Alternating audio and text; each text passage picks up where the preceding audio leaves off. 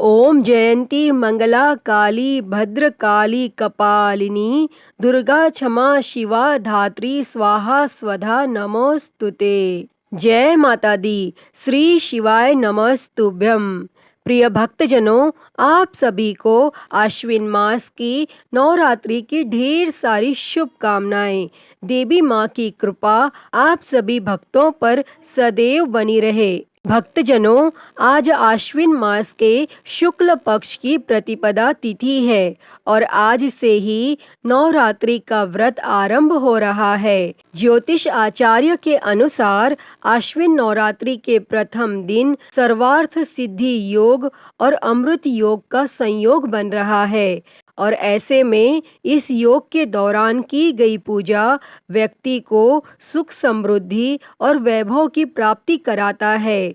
तो इसलिए इस महायोग पर नवरात्रि का व्रत करने तथा कथा का श्रवण करने से दुख दारिद्र्य का नाश होता है और घर में सुख समृद्धि का वास होता है और व्यक्ति के सभी रुके हुए कार्य सिद्ध हो जाते हैं। तो प्रिय भक्तजनों, आज हम इस वीडियो में नवरात्रि में प्रतिदिन सुनी जाने वाली नवरात्रि की व्रत कथा सुनेंगे और जो कोई भी व्यक्ति इस कथा को प्रतिदिन नवरात्रि में श्रवण करते हैं, देवी माँ उनके सभी कष्टों को दूर कर उनके जीवन में सुख शांति और समृद्धि प्रदान करती है।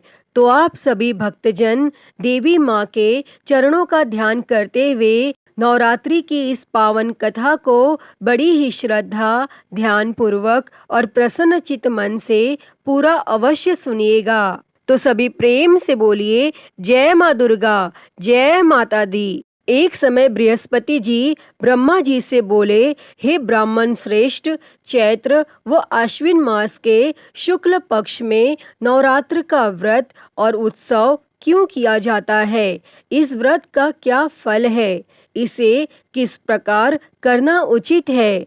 पहले इस व्रत को किसने किया, सो विस्तार से कहिए। तब बृहस्पति जी का ऐसा प्रश्न सुन ब्रह्मा जी ने कहा, हे बृहस्पति, प्राणियों के हित की इच्छा से तुमने बहुत अच्छा प्रश्न किया है।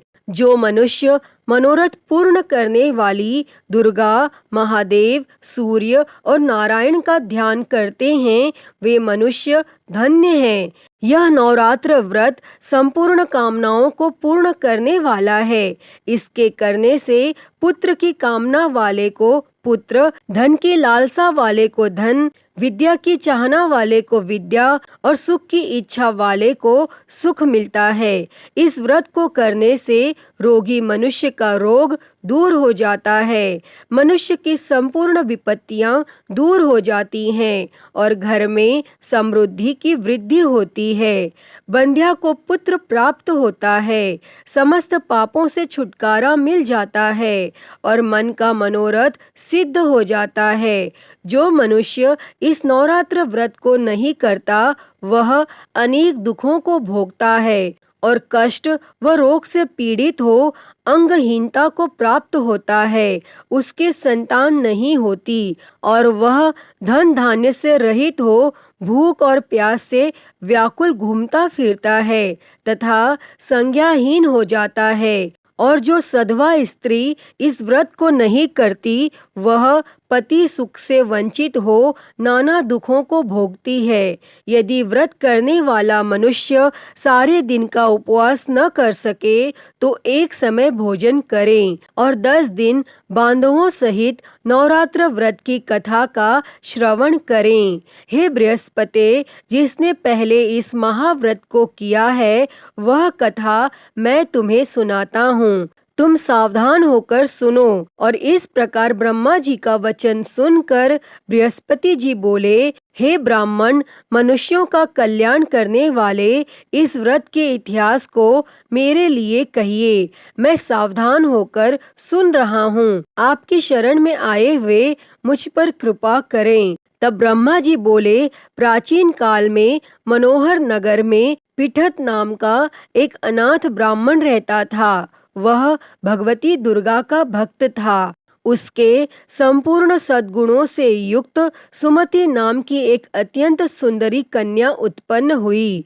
वह कन्या सुमति अपने पिता के घर बाल्यकाल में अपनी सहेलियों के साथ क्रीड़ा करती हुई इस प्रकार बढ़ने लगी जैसे शुक्ल पक्ष में चंद्रमा की कला बढ़ती है। उसका पिता प्रतिदिन जब दुर्गा की पूजा करके होम किया करता, वह उस समय नियम से वहां उपस्थित रहती और एक दिन सुमति अपनी सखियों के साथ खेल में लग गई और भगवती के पूजन में उपस्थित नहीं हुई। तब उसके पिता को पुत्री की ऐसी असावधानी देखकर क्रोध आया और वह पुत्री से कहने लगा, अरे दुष्ट पुत्री, आज तूने भगवती का पूजन नहीं किया, इस कारण मैं किसी कुष्ठ रोगी या दरिद्र मनुष्य के साथ तेरा विवाह करूंगा। तब पिता के ऐसे वचन सुन सुमति को बड़ा दुख हुआ और पिता से कहने लगी, हे पिता, मैं आपकी कन्या हूँ तथा सब तरह आपके अधीन हूँ। जैसी आपकी इच्छा हो वैसा ही करो। राजा से, कुष्ठी से, दरिद्र से अथवा जिसके साथ चाहो मेरा विवाह कर दो, पर होगा वही जो मेरे भाग्य में लिखा है। मेरा तो अटल विश्वास है, जो जैसा कर्म करता है उसको कर्मों के अनुसार वैसा ही फल प्राप्त होता है, क्योंकि कर्म करना मनुष्य के अधीन है पर फल देना ईश्वर के अधीन है। जैसे अग्नि में पड़ने से तृणादि उसको अधिक प्रदीप्त कर देते हैं, तब इस प्रकार कन्या के निर्भयता से कहे हुए ऐसे वचन सुन उस ब्राह्मण ने क्रोधित हो अपनी कन्या का विवाह एक कुष्ठी के साथ कर दिया और अत्यंत क्रोधित हो पुत्री से कहने लगा, हे पुत्री, अपने कर्म का फल भोगो, देखें भाग्य के भरोसे रहकर क्या करती हो। तब पिता के ऐसे कटु वचनों को सुन सुमति मन में विचार करने लगी, अहो, मेरा बड़ा दुर्भाग्य है जिससे मुझे ऐसा पति मिला। इस तरह अपने दुख का विचार करती हुई वह कन्या अपने पति के साथ वन में चली गई और डरावने कुशा युक्त उस निर्जन वन में उन्होंने वह रात बड़े कष्ट से व्यतीत की। उस गरीब बालिका की ऐसी दशा देख देवी भगवती ने पूर्व पुण्य के प्रभाव से प्रकट हो सुमति से कहा, हे दीन ब्राह्मणी, मैं तुझसे प्रसन्न हूँ, तुम जो चाहो सो वरदान मांग सकती हो। तब भगवती दुर्गा का यह वचन सुन ब्राह्मणी ने कहा, आप कौन हैं? वह सब मुझसे कहो। तब ब्राह्मणी का ऐसा वचन सुन देवी ने कहा कि मैं आदि शक्ति भगवती हूँ और मैं ही ब्रह्म विद्या व सरस्वती हूँ। प्रसन्न होने पर मैं प्राणियों का दुख दूर कर उनको सुख प्रदान करती हूँ। हे ब्राह्मणी, मैं तुझ पर तेरे पूर्व जन्म के पुण्य के प्रभाव से प्रसन्न हूँ। तुम्हारे पूर्व जन्म का वृत्तांत सुनाती हूँ, सुनो। तू पूर्व जन्म में निषाद की स्त्री थी और अति प्रतिव्रता थी। एक दिन तेरे पति निषाद ने चोरी की और चोरी करने के कारण तुम दोनों को सिपाहियों ने पकड़ लिया और ले जाकर जेल खाने में कैद कर दिया। उन लोगों ने तुझको और तेरे पति को भोजन भी नहीं दिया और इस प्रकार नवरात्र के दिनों में तुमने न तो कुछ खाया और न जल ही पिया और इस प्रकार 9 दिन तक नवरात्र का व्रत हो गया। हे ब्राह्मणी, उन दिनों में जो व्रत हुआ, इस व्रत के प्रभाव से प्रसन्न होकर मैं तुझे मनोवांछित वर देती हूँ। तुम्हारी जो इच्छा हो सो मांगो। तब इस प्रकार माँ दुर्गा के वचन सुन ब्राह्मणी बोली, अगर आप मुझ पर प्रसन्न हैं तो हे दुर्गे, मैं आपको प्रणाम करती हूँ। कृपा करके मेरे पति का कोढ़ दूर करो। तब देवी ने कहा, उन दिनों तुमने जो व्रत किया था उस व्रत का 1 दिन का पुण्य पति का कोढ़ दूर करने के लिए अर्पण करो। उस पुण्य के प्रभाव से तेरा पति कोढ़ से मुक्त हो जाएगा। और तब ब्रह्मा जी बोले, इस प्रकार देवी के वचन सुन वह ब्राह्मणी बहुत प्रसन्न हुई और उसके पति को निरोग करने की इच्छा से तब देवी ने तथास्तु ऐसा वचन कहा। और तब उसके पति का शरीर भगवती दुर्गा की कृपा से कुष्ठ रोग से रहित हो अति कांतिवान हो गया। और वह ब्राह्मणी पति के मनोहर देह को देख देवी की स्तुति करने लगी। हे दुर्गे, आप दुर्गति को दूर करने वाली, तीनों लोकों का संताप हरने वाली, समस्त दुखों को दूर करने वाली, रोगी मनुष्य को निरोग करने वाली, प्रसन्न हो मनोवांछित वर देने वाली और दुष्टों का नाश करने वाली जगत की माता हो। हे अम्बे, मुझ निरपराध अबला को मेरे पिता ने कुष्ठी मनुष्य के साथ विवाह कर घर से निकाल दिया। पिता से तिरस्कृत निर्जन वन में विचर कर रही हूँ। आपने मेरा इस विपदा में उद्धार किया है।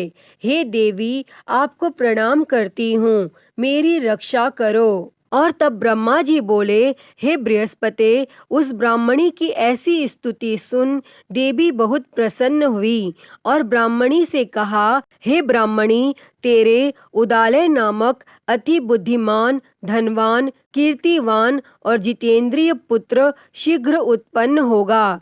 ऐसा वर प्रदान कर देवी ने ब्राह्मणी से फिर कहा कि हे ब्राह्मणी, और जो कुछ तेरी इच्छा हो वह मांग ले। और भगवती दुर्गा का ऐसा वचन सुन सुमति ने कहा कि हे भगवती दुर्गे, अगर आप मुझ पर प्रसन्न हैं तो कृपा कर मुझे नवरात्र व्रत की विधि और उसके फल का विस्तार से वर्णन करें। तब इस प्रकार ब्राह्मणी के वचन सुन देवी दुर्गा ने कहा, हे ब्राह्मणी, मैं तुम्हें संपूर्ण पापों को दूर करने वाले नवरात्र व्रत की विधि बतलाती हूँ, जिसको सुनने से मोक्ष की प्राप्ति होती है। आश्विन मास के शुक्ल पक्ष की प्रतिपदा से लेकर 9 दिन तक विधि पूर्वक व्रत करें। यदि दिन भर का व्रत न कर सकें तो एक समय भोजन करें। विद्वान ब्राह्मणों से पूछकर घट स्थापना करें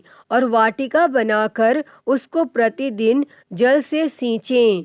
महाकाली, महालक्ष्मी और महासरस्वती देवी की मूर्तियां स्थापित कर उनकी नित्य विधि सहित पूजा करें और पुष्पों से विधि पूर्वक अर्घ दें।